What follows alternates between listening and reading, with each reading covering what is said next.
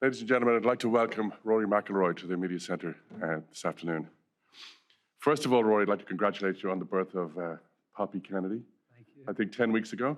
Yeah. Congratulations. Yeah, thank you. How has becoming a father affected your approach to the game, or is it any influence at all? I don't know if there's been any influence. I think it's probably changed my outlook on life a little bit more. I think as a I grew up as an only child and an only child playing golf, so feel like the whole world revolved around me for a long time, and now it doesn't.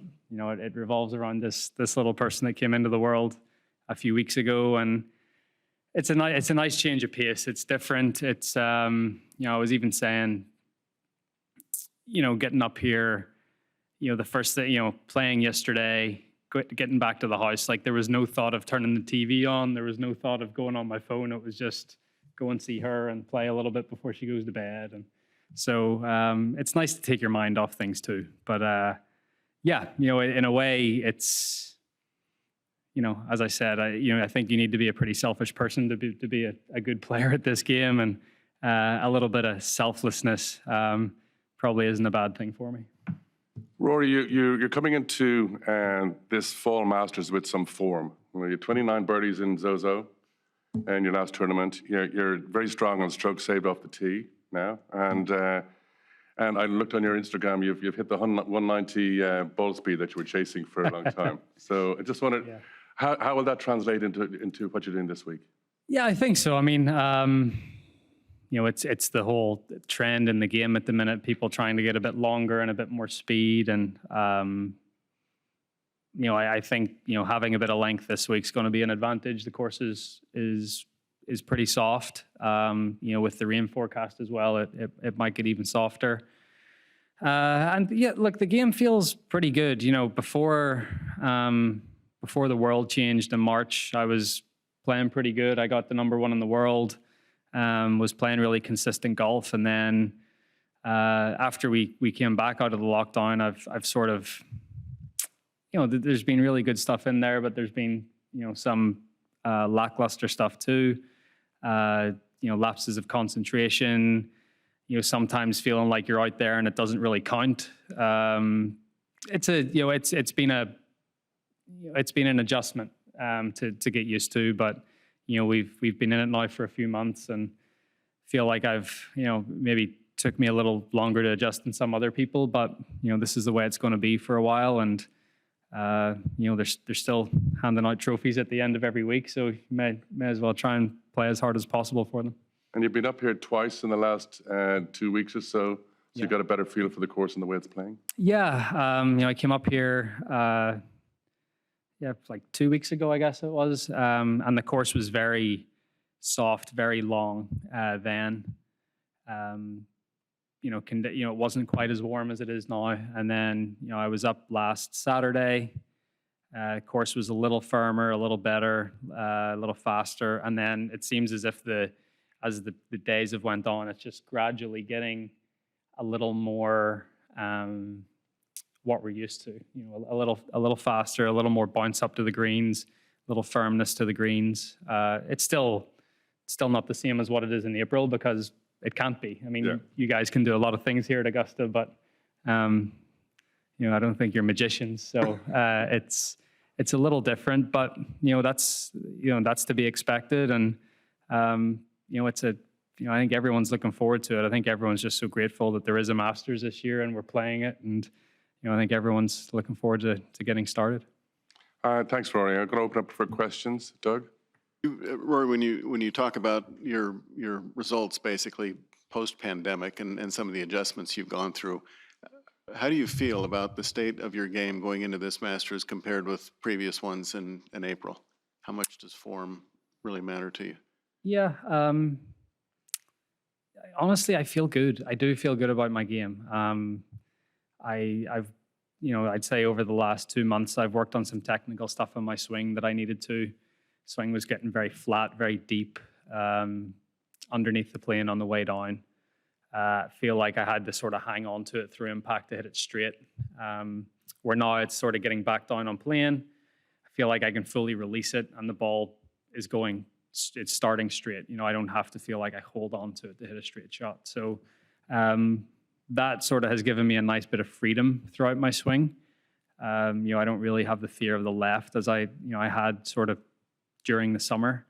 And yeah, I mean, I've played pretty well. You know, as John said, I made a bunch of birdies at Zozo. I made a few mistakes as well, but you know, I've always felt it's harder to make the birdies than it is to sort of get rid of the bogeys and the others. So, you know, this week it's, you know, play, you know, take advantage of the holes that you can, play smart on the other ones, you know, and if you can do that and you know, think a little bit better and, you know, concentrate a little bit more, you know, and just limit your mistakes. That's always a good thing around here. And you're sort of making sure that you make no worse than a bogey on any hole. You know, that's something that I probably haven't done here that well in the past. You know, I've made a few big numbers, and you know, if you can limit those and yeah, take your medicine, be smart, punch out of trees, not try to be a hero. You know, that all can sort of add up to at the end of the week to, you know, saving a few shots here and there. Steve? Without grandstands and without patrons lining the fairways and the greens, does that change any strategy whatsoever about where you can miss now, where you can't miss now? Does that change anything? Yeah, I mean, a little bit. You know, sometimes I've thought, like, for the second hole, for example, the second shot into 2, for some of those pins over on the left side, if you get it out of position, like hitting it way right, almost over near the third tee box, isn't actually a bad play. But usually whenever there's a lot of people, they put that like green sandy stuff down. And now you don't have that. You actually, you know, you hit it out to the right, you have a perfect lie. And so I think around the greens, it's a little different because, you know, you don't have the patrons walking and matting the grass down, and, you know, the lies are maybe a little bit better around, you know, where the patrons would sort of sit and stand. But not really. I mean, it's the same golf course. It's, you know, you're always trying to look inside where the people would be standing anyway. Rory, I've got an online question here from Bernie McGuire of the Irish Star. He says, Rory, what are your thoughts on your opening draw with Dustin Johnson and Patrick Cantlay, and your thoughts on teeing off from the 10th tee on early Friday morning? Yeah, it's good. I mean, I see DJ and Patrick nearly every day when I'm home. They're both members of the Bears Club. We all practice at the same place, so I think it's a pretty comfortable draw for all of us. DJ and I actually teamed up today to beat Phil and Xander in a little match on the back nine, so that's good. And yeah, I mean, I actually teed off 10 on Sunday last year, so it's not as if it's new to me. You know, I did it last year, and it's not a bad, you know, if you can get off to a decent start, you know, then you've got a nice run of holes, you know, through sort of the middle to the end of the back nine and then into the front nine. You know, you can get on a little run there. So yeah, I don't see any real difference. I mean, as you know, obviously everyone's going to try to get through 10 and 11 unscathed, and then the course sort of opens up from there. Daniel? You mentioned the trend of everyone trying to add speed and get longer. It feels like there's extra attention on that this year, given Bryson's performance in the last major, and then also this just being, you know, the cathedral of golf, where come back every year. And this is, in the 19 months since last year's Masters, a lot has changed, and there's some concern about how this is going to hold up and what the future holds. Do you share that concern at all? No, I don't. I don't share that concern. I don't. You know, if you look at Bryson's strokes gained numbers at the U.S. Open, his strokes gained around the green and strokes gained putting was better than his strokes gained off the tee. You know, he did drive it really well, but at the same time, you need to back that up with all other aspects of your game. So, you know, if trophies were handed out just for how far you hit it and how much ball speed you have, then, you know, then I'd be worried. But that's, you know, there's still a lot of, you know, different aspects that you need to master in this game. So, but look, it's you know, I could see this being quite a low scoring week, but that's just because of the way the golf course is. It's a little softer. It's November. You know, it's going to play a little differently. And yeah, I mean, I still think this golf course provides enough of a challenge to challenge the best players in the world. Alan? Rory, Phil was in here just a minute ago, and he said he has zero doubt you're going to win a green jacket and possibly more than one. I'm just wondering, after some of the disappointments you've had here, if you share that confidence. Yeah, I mean, I'd like to think so. But look, nothing's given in this game. I guess there's no better person to maybe talk about than to sit down and have a chat with Phil, because he broke through here when he was 34 for his first major, after knocking on the door a long time. I'm not quite in that scenario, but I'm looking for my first here. So yeah, I mean, look, I've always felt like I've had the game to do well around here and to play well. It's just a matter of getting out of my own way and letting it happen. But as I said, it's you have to go out and earn it. You can't just rely on people saying that you're going to win one. And Greg Norman never did, Ernie Els never did. There's a lot of great people that have played this game that have never won a green jacket. So it's not a foregone conclusion, and I know that. So I have to go out and earn it and play good golf. And I think nowadays with how many great players there are, I need to play my very best golf to have a chance. Daniel? Rory, the Masters is special in part because of its many traditions, the beginning of spring. What will you miss most about the look of an April Masters compared to this one in November? I don't know if it's the look that I'll miss, or if it's it's the atmosphere, it's the buzz, it's the excitement, it's the anticipation. I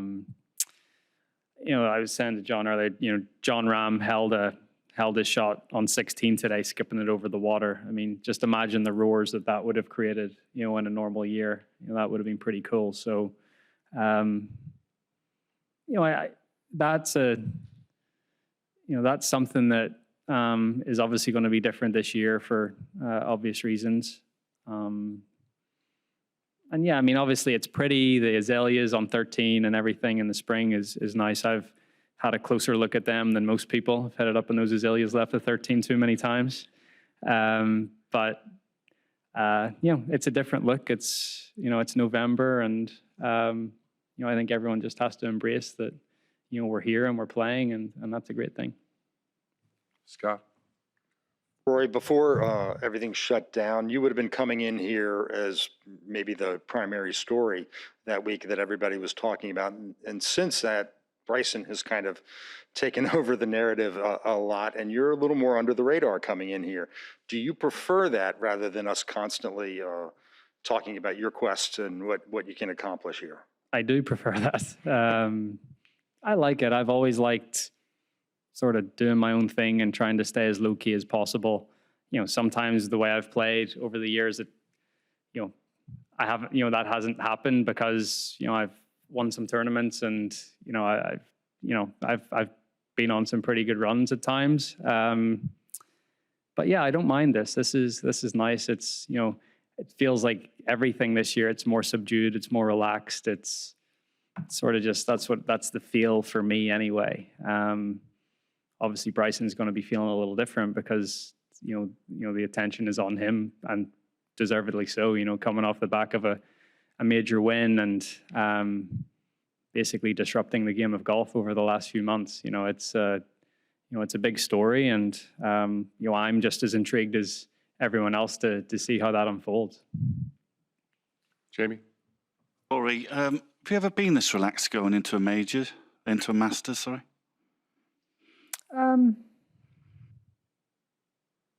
Yeah, I have. I mean, it's not a,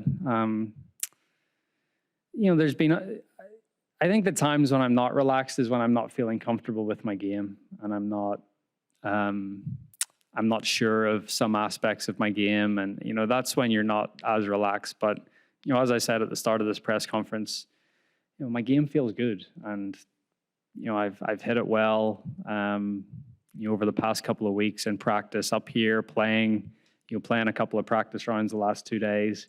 I feel as in control as I have been for a while, and that adds to that relaxed feeling. That it's in there. It's just a matter of going out and, as I said to Alan, just getting out of my own way and just playing, play with freedom. John? Well, I'm just curious with the year that it's been for all of us, all the upheaval with COVID, with everything else that's happening, to the extent to which golf has been a refuge for you and a place that you can really find a haven on the course, on the practice areas, and how the game has been for you in that regard. Yeah, I mean, I think, it's been a refuge for a lot of people. You look at rounds of golf played is way up this year. The golf equipment business is booming. Golf has been one of the only things that, people can do. You can get outside, you can socially distance, you can stay safe. It's, people have probably taken up the game again that haven't played golf in 20 years. I think it's, with all the bad stuff that's happened with the pandemic, some silver lining, I guess, is the fact that our game has probably never been in better shape. So that's a good thing. And hopefully that continues. Hopefully it's not just something that people pick up in the middle of a pandemic and then they set it aside. I think, hopefully people continue to play golf and realize what a wonderful game it is. Two more questions. Luke? Hey, Rory, you mentioned up top that you think great players need a large element of selfishness. Just curious what you think some other shared traits are among successful people, whether it be golfers or businessmen or anybody else. Yeah, I mean, if you wanted to just put it one word, it's probably grit. And whatever, there's a lot of words that you can associate with grit: persistence, perseverance, stubbornness, doggedness, never really giving up on your dreams. That's the common denominator. Grit is something that I don't think it's something you're born with. I think it's something you need to learn to have, something you can sort of cultivate. But I think that's, going back to someone like Bryson. I think Bryson's got a lot of that because he does things very differently and he's not afraid to be different. And that takes courage and, perseverance and persistence. And so, yeah. Bob? Rory, Hey, Bob. when you, well, two things. If the greens are not as firm, are they still difficult to hold and are they still tricky? And then the second thing is, when you're up here with your dad, do you play a match with him? Do you give him strokes? Is it competitive or is it just more just playing? Yeah. Look, when the greens are softer, I think it makes most second shots easier. You can be a little more aggressive. The ball's going to hold on some of the different areas on the greens, unless you're going in with wedges where the ball's going to spin a lot. Then you're going to have to start to take spin off and sort of hit little shots and three-quarter shots. But for the most part, second shots into par fives and, shots into the longer par fours, they are slightly easier, when the greens are a little softer. And then when they are softer, they're a touch slower as well. I mean, I don't think the greens quite got up to the full speed they could even last year. There was some rain. They kept them soft for the women's amateur as well, so they never quite got up to full speed. And this year is they could, but obviously with rain coming again, it looks like they're not going to be maybe as fast as some years previously. So yeah, it definitely makes the approach shots a little bit easier. You can be a little more aggressive. And then I played.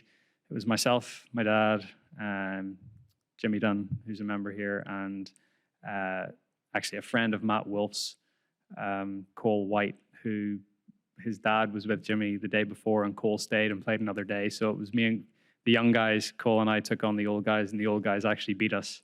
But I think we lost in the first tee. I think there was too many shots given. So, but yeah, it's good to, I've been very fortunate that I've shared that experience with my dad here a few times.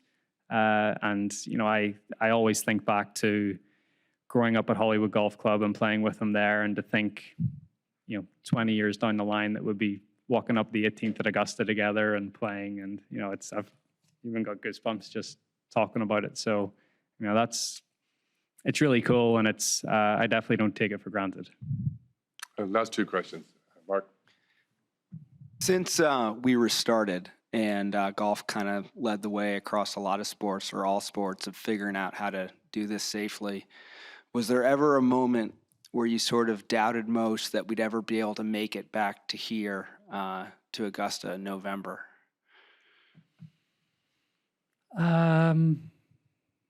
Yeah, I mean, I think everything was up in the air at one point. I think when the Open Championship was cancelled, I had serious doubts that we'd play a Masters this year in 2020. I think but it was the RNA were in a tough situation. The fact that if they pushed it back, the daylight in the UK just isn't there to to hold a field of 156. I think one of the nice things about the Masters is it's a limited field, and you can put people off 2 tees and pretty much guarantee that most of us are going to get finished if there isn't any weather delays. So Augusta maybe had some things in its favor that the Open Championship didn't. But yeah, I think everyone, it's been a collective effort. I think the PGA Tour has worked with Augusta National, with RNA, with the USGA, PGA of America. I think if anything, it's made the game, at least at the top level, a little more cohesive. I think the different organizations are working together and working better together, and that's a good thing for the game going forward as well. Last question from Adam. If I could follow up on Luke's question, where do you think your grit came from? And also, could you just give a little bit of highlights of what being a first-time father has been like for these first couple months? Yeah, I think my grits came from my failures, and I don't have to look any further than this place in 2011. I learned a lot from that day. I learned a lot in terms of what I needed to be and what I didn't need to be. I needed to be myself. I didn't need to try to be like anyone else. But I think failure, and I try to say this to young guys that are coming through. You can't be afraid of it. You have to embrace the fact that you are going to fail at things, but you should learn from them. And then when you go again, you should be better. And I've had a nice little bit of success in this game, but I have failed a hell of a lot more than I have succeeded in this game, and that is why I have succeeded. Is because I've went through those tough patches, and you need to go through those tough patches to learn. So I feel like that's where I've got my persistence or grit from. And then the last 10 weeks is obviously it's been. I've never used the FaceTime app as much on my phone as I have. And yeah, I really have an appreciation for my mom and dad and what they went through with me. And, you never think about that stuff. And then, you think back to your parents and, they were doing the same thing with you 30 years ago. So I have a real appreciation for that. Thank you very much, everybody. Rory, thank you so much for your time. Really appreciate it.